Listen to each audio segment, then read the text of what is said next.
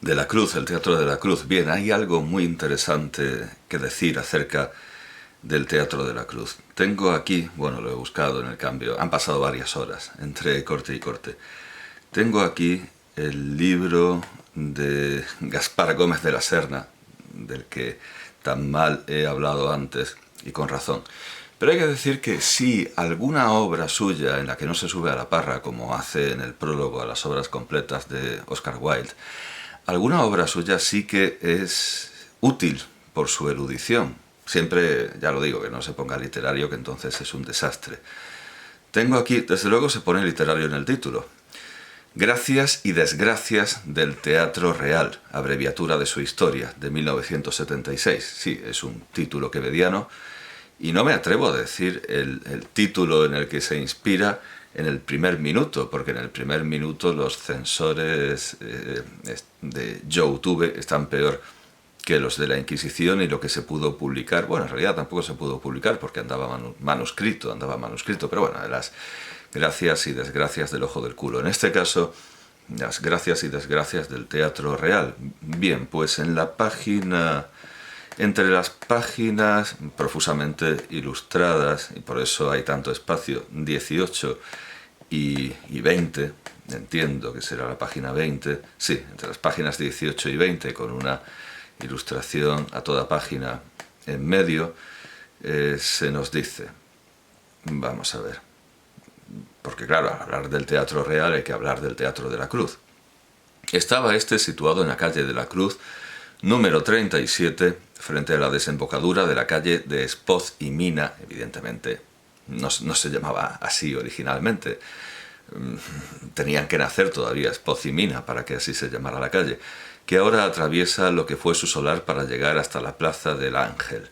Tenía una buena portada barroca de Pedro Rivera, aunque su edificación, tal vez apresuradamente hecha sobre otro corral de comedias de 1737, dejaba tanto que desear que, o sea, en fin, el proyecto podía ser bueno, pero la edificación fue chapucera y tenía muchos pegotes. Esto no es culpa de Rivera. Continúa en la página 20. En la ordenación de 1849 se le tildó de oprobio del arte y se mandó que se derribara, pese a lo que duró todavía 7 años más.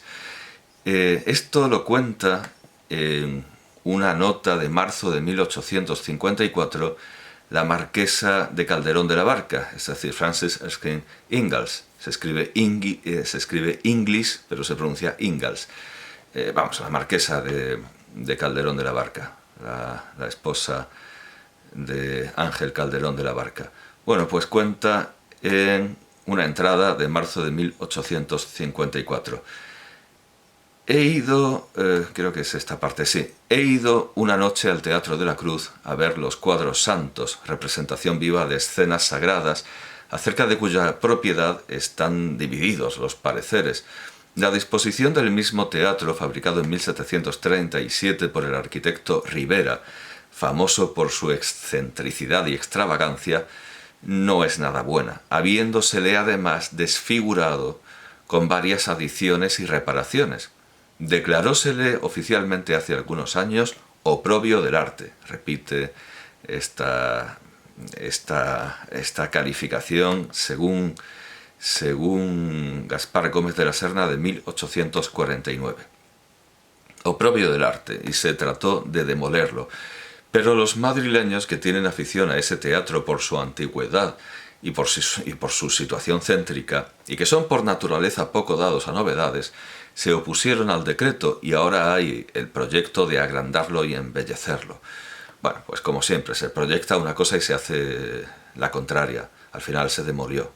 Tenemos el Teatro Real, pero no tenemos el heredero del Teatro de la Cruz. Tenemos el Teatro Real, que es heredero del Teatro del Príncipe, o del Corral del Príncipe, pero no tenemos el de la Cruz. Y en buena medida por el odio a esa antítesis de lo neoclásico que es Pedro Rivera, pero bueno, también porque su ejecución parece ser que fue chapucera y le pusieron muchos remiendos.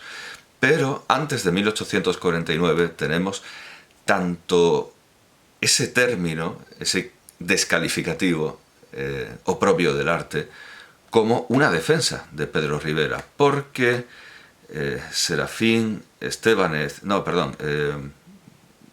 Ramón de Mesonero Romanos, porque ahora que caigo, la confusión es lógica, porque si no me... ni Estébanez Calderón, no Estébanez Calderón, Manuel Bretón de los Herreros usa eso de oprobio del arte en un epigrama a un actor mudo. Eres oprobio del arte, perdón, a un actor sordo. Eres oprobio del arte y sordo, que es lo peor. Ni aun tiene el espectador el consuelo de silbarte. Es Manuel Bretón de los Herreros el autor de este epigrama. Pero no, estamos con las escenas matritenses de Ramón de Mesonero Romanos, y en la escena titulada La Exposición, la exposición de pinturas, al describir la academia, aquí está, dice: mi cuadro representa, voy al pasaje en cuestión, el que nos importa. Mi cuadro representa, porque él presenta un cuadro escrito a la academia, mi cuadro representa el interior de un noble edificio que en tiempos atrás construyó un célebre arquitecto llamado Rivera, a quien estamos convenidos en apellidar oprobio del arte. Esto es de 1838, es decir, 11 años antes de que fuera oficial esa consideración de oprobio del arte, a quien estamos convenidos en apellidar oprobio del arte porque hizo cosas que no estaban escritas en Vitruvio ni en Palladio, y cuya sombra, picada contra los diarios anatemas que resuenan contra él en aquella casa, responde, no se diga victoriosamente, con la casa misma, y aún se ríe de los que se ríen de él, y de muchas obras modernas, escondiéndose entre los caprichosos follajes de la fachada del hospicio. Bien, esta nota creo necesaria a propósito de la comparación con el estilo de Rivera, porque dice el editor, que es del Portillo, dice: Rivera, bueno, ¿por qué habla de Rivera? En el teatro, como en cualquier otro arte u oficio. Voy al antecedente, que es: no hay cosa ni hecho sin su antecedente. En el teatro, como en cualquier otro arte u oficio. Rivera da categoría y popularidad al arte de churriguera. Bueno, como todo el mundo sabe, lo churrigueresco llegó a convertirse en un insulto entre los neoclásicos, entre los clasicistas muy puros y muy puristas. Echegaray no hubiese existido sin Calderón. Bueno, menuda obviedad, claro. Bien, ni Lope de Vega, con toda su espontaneidad y genio, sin su homónimo Rueda. Ni el propio Calderón, bueno, sí, todo esto es muy evidente. Vamos al grano, que son los contemporáneos. Y dice: aunque muchos con su apasionamiento castizo y autárquico no lo quieran, Benavente, don Jacinto Benavente, es un Oscar Wilde traducido. Que nos perdonen los incondicionales la osadía de esta afirmación, que no aminora nuestro respeto hacia el gran retórico. Léase con detenimiento a Oscar Wilde, considérese su ingenio, su léxico, su intención y su frase puntiaguda, adjetivo que preferimos al vulgar y corriente de acerada. Tras esa lectura, entreguémonos a la satisfacción indiscutible de conocer la obra benaventina en el libro a través de la letra impresa, pues en la escena de oídas es difícil establecer la comparación. Donde quiera que hallemos al hombre, hemos de pensar en el antecedente. Carlos Arniches, madrileñizado, es, no obstante, fiel a su sol, a su paisaje, al aire salado de su cuna. Ve con el ojo deformado de un temperamento exuberante. Y nace la caricatura escénica iniciada en La banda de trompetas, una de sus primeras obras teatrales, que va creciendo y desarrollándose a través de Las estrellas, del amigo Melquíades, escribe, pero yo tengo bien cierto y seguro que en los cantables se pronuncia Melquíades, y que así tiene que ser para que encaje con la música. Pero entiendo que escriban correctamente un nombre que se pronuncia vulgarmente, como, yo qué sé, en una obra puede decirse Joaquín y no por eso se escribe así, sino, bueno, no lo sé, entiendo que desde luego no puede ser que él no haya oído no haya oído los cantables. Bueno, también puede ser hipercorrección del cajista, no lo sé. De la casa de Quirós, y de repente llega a su lozanía en La señorita de Trevélez, comedia un poco molieresca que le vale la conquista de Ramón Pérez de Ayala, el primer crítico español de nuestro tiempo. Al autor de La pata de la raposa le parece La señorita de Trevélez un arquetipo de obra humorística, consideración... Bueno, de acuerdo. Va a volver a... aquí va a repetir esa bibliografía que hemos visto antes, de críticos que admiran a Arniches, sí, muy bien, por supuesto Ramón Pérez de Ayala. Aquí hace un repaso a los humoristas, la banda de trompetas, La señorita de Trevélez, y así sucesivamente hasta llegar a su última época. Bien, un poco de crítica. ¿Acaso pudiera decirse de Rositas de Olor y El señor Adrián el primo, que son una repetición de Asuntos y Ambientes? Pero este defecto sí lo es, se da con frecuencia en Carlos Arniches. Casi nos atreveríamos a decir que el autor alicantino se ha pasado su vida teatral ofreciendo numerosas versiones de un mismo asunto. Aquí hay que decir también que algunas de sus obras son adaptación directa de obras extranjeras. Esto parece que lo olvida el prologuista. Y bueno, luego presenta Del Madrid castizo, y ahora viene algo verdaderamente sorprendente. Después de, créanme, no haber justificado de ninguna manera que no estén obras como el premio Nobel, que ya le criticábamos a la edición de Castro no tener, o bueno, las... ortografía, por no tener ortografía, sin haber dado una sola justificación, sino más bien todo lo contrario, diciendo que sus obras en colaboración están, como habíamos dicho, impregnadas de la esencia. Bueno, eso suena fatal. Bueno, que son muy de Arniches, aunque sean en colaboración. Es más, no da ninguna razón, sino todo lo contrario. Parece justificar que sí que debería estar toda su obra y no solo, bueno, claro, las 166 que aquí calculan, y no, bueno, los 3 pequeños volúmenes que efectivamente hay. Bueno, pues al final concluye: estos volúmenes reúnen el teatro completo de Arniches, no una selección de sus obras. Cuando ha quedado claro que no contienen, dice, contienen el teatro completo, no es el teatro completo. No obraríamos lealmente con nuestros lectores si sustrajésemos algún título suyo a pretexto de ser un producto defectuoso. Bueno, entiendo, sí, que dan todo el teatro original. Todo el teatro original, todo el teatro que no está en colaboración, todo el teatro en solitario. Pero de lo que ha escrito antes se colige que el teatro en colaboración también es muy suyo, o sea, no tiene sentido esto. Quédese tal cosa para las antologías. De antología son muchas de las obras arnichescas, muchas. Para nuestro gusto particular, La señorita de Trevélez señala el instante de plenitud, de inspiración, el hito de su labor. Bueno, no es casual que lo hayan versionado cinematográficamente de manera muy indirecta, pero muy arnichesca, Juan Antonio Bardem y Fernando Fernán Gómez. Lo demás, como en La promesa bíblica, se le ha dado de añadidura. Cualquier autor de fama tiene en su haber una docena de obras maestras, no más. Carlos Arniches, autor de género chico y grande, chico en grande, que dijo Pérez de Ayala, llega holgadamente al centenar.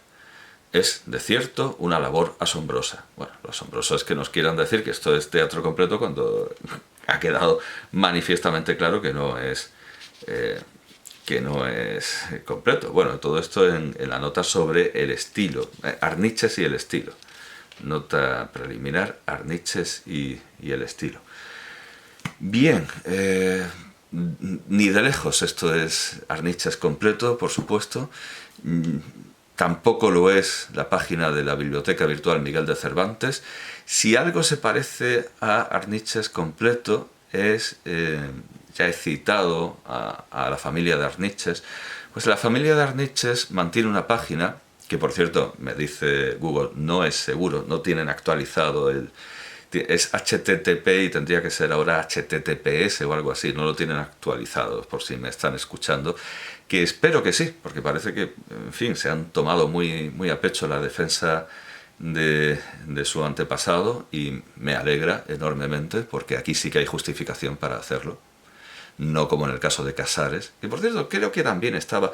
No, a Casares se lo citaba aquí. No sé si acerca de su ensayo sobre el humorismo, pero bueno, la familia de Julio Casares también está muy encendida por la memoria de... Y más valiera olvidarlo, desde luego. Pero Arniches es una gloria nacional.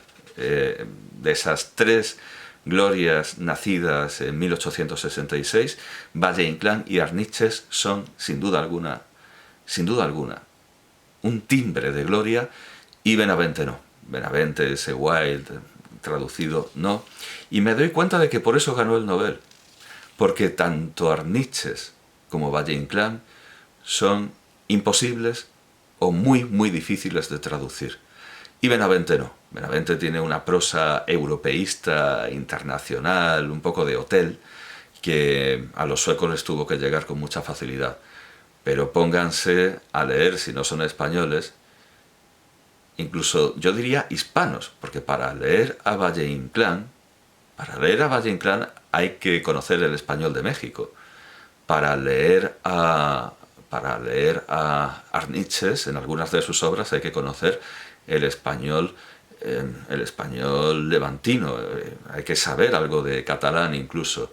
Y también, por ejemplo, en La locura de Don Juan bromea con la pronunciación de los vizcaínos, y en la pronunciación y la gramática.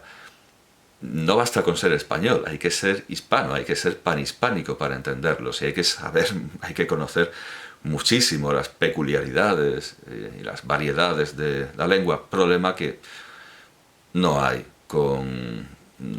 con Benavente, incluso cuando se pone a imitar a un rústico, no ofrece tantos problemas, no es tan intraducible, así que entiendo perfectamente que haya una selección a la inversa.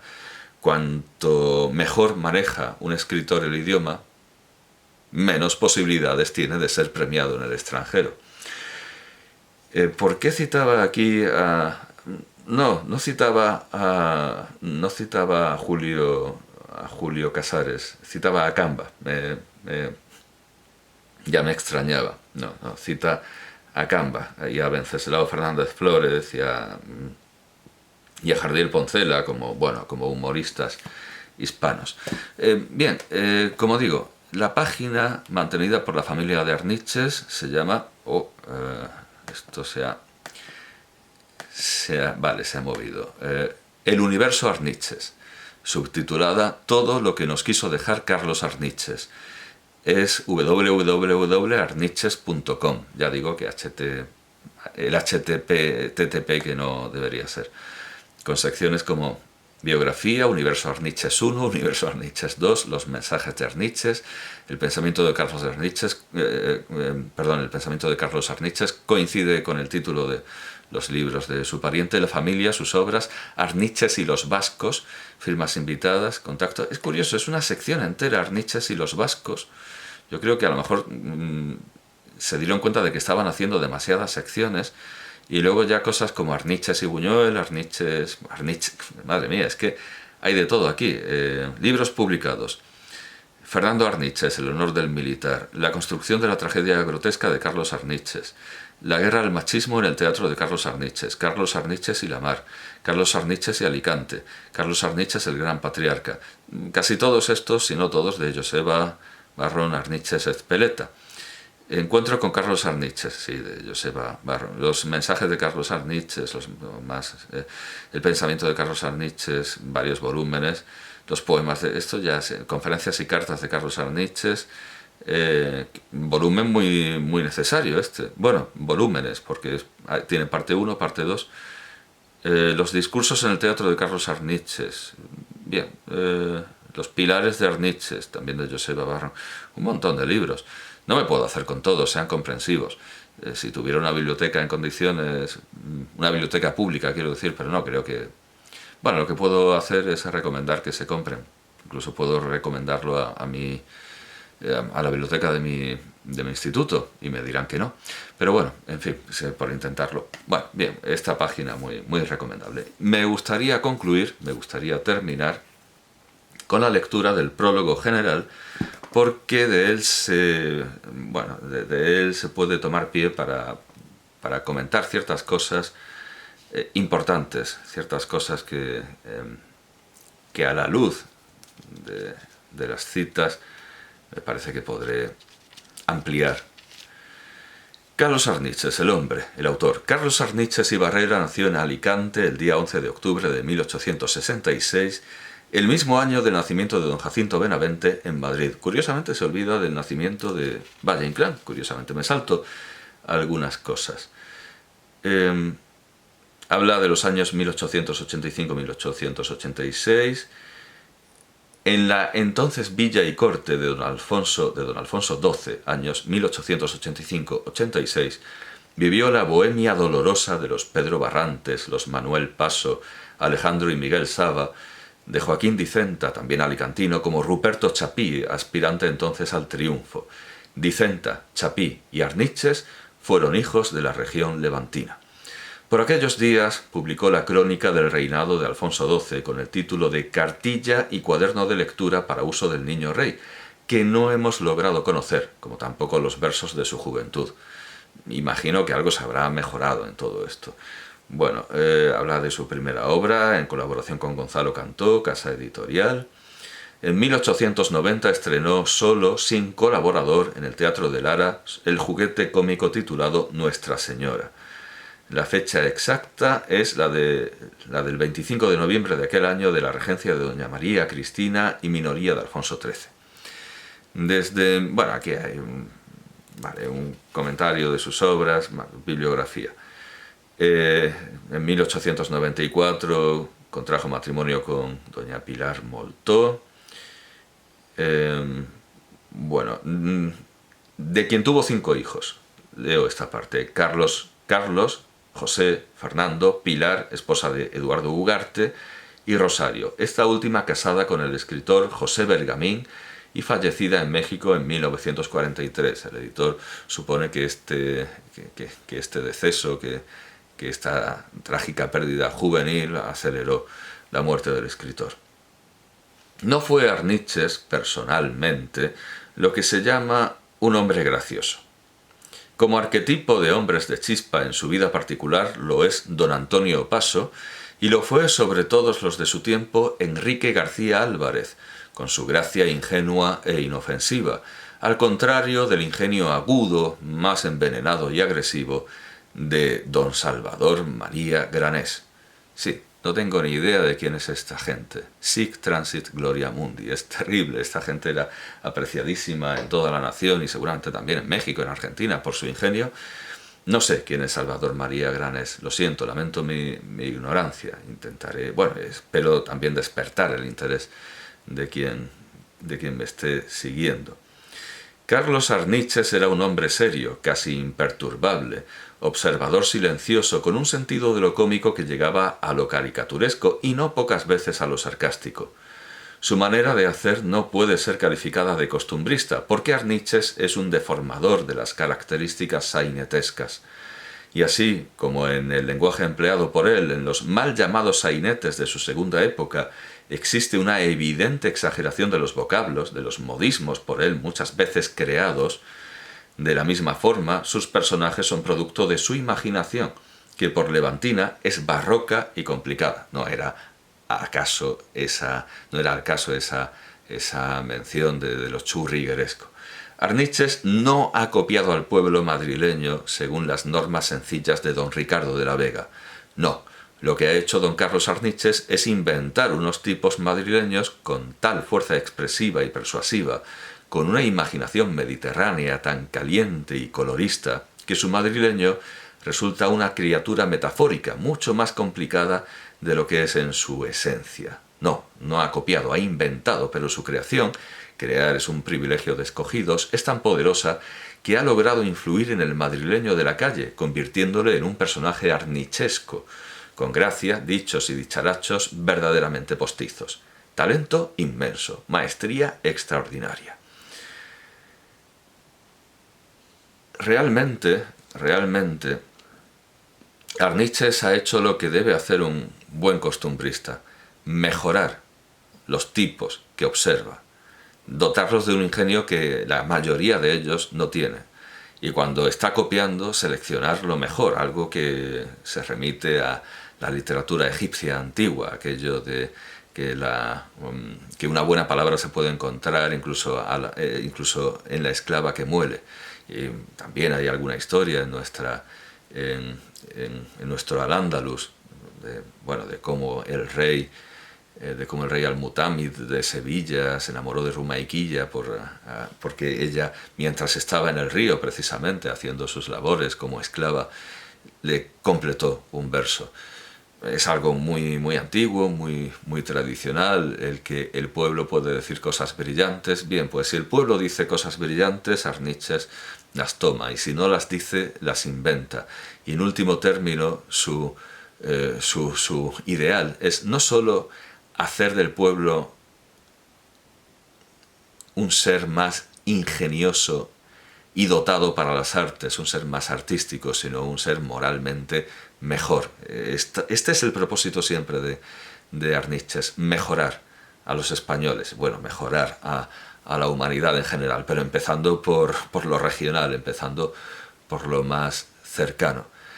Y naturalmente que los madrileños no hablaban como les hacía hablar Arniches, pero afortunadamente, los madrileños empezaron a hablar. Esto es un tópico muy repetido en los estudios sobre el idioma de Arniches, está por ejemplo en Seco. Los madrileños afortunadamente se convirtieron en arnichescos, lo que quiere decir que mejoraron, que se volvieron más artísticos. Esto es fundamental. Y en nuestros días no resulta disparatado o increíble que estos tipos sigan existiendo en las artes. Y por ejemplo, hemos tenido una serie en la que los personajes madrileños hablaban en arnichesco,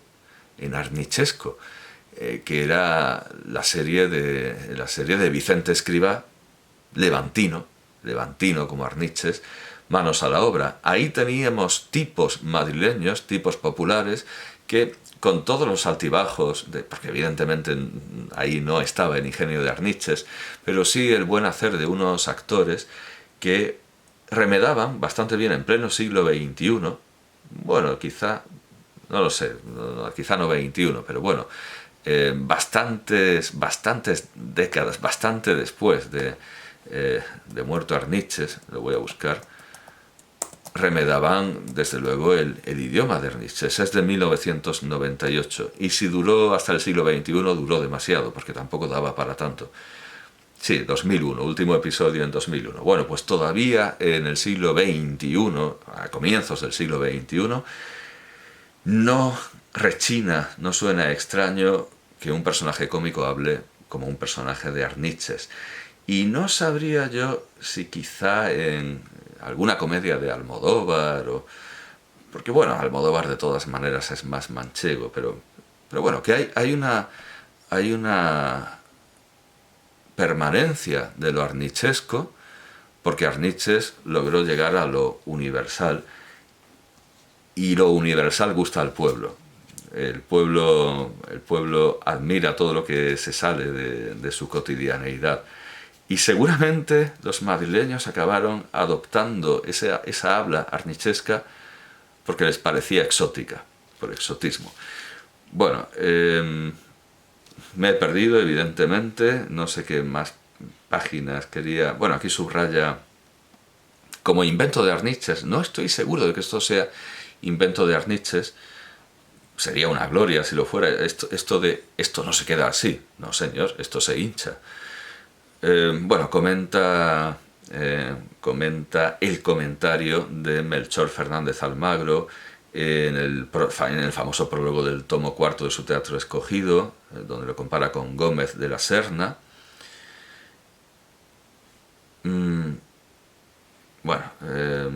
Fernández Almagro. Se lo compara también con Valle Inclán, y no sé si en este pasaje se dice que Valle-Inclán se interesó en adaptar, le pidió permiso para adaptar uno de sus sainetes o una de